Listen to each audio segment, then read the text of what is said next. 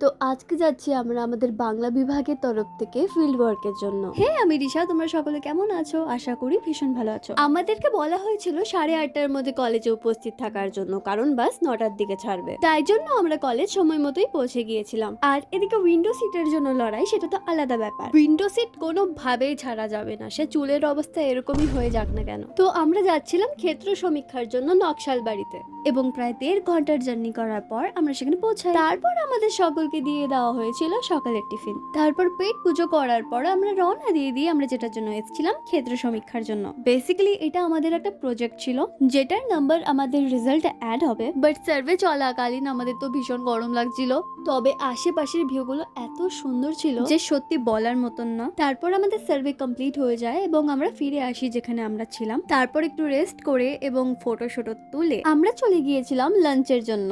তারপর লাঞ্চ করে আমরা চলে গিয়েছিলাম ধিমাল মিউজিয়ামে। তারপর না আমি চলে গিয়েছিলাম এই মিউজিয়ামটার ছাদে, যেখানে এই ভিউটাকে আমি আরো সুন্দর করে উপভোগ করতে পেরেছিলাম। হ্যাঁ, ভীষণ রোদ ছিল, তবে কই না, ইতনা তো চলতা হ্যায়। তারপর আমাদের ডাকা হলো সেখানকার লোকাল গান নাচ দেখার জন্য।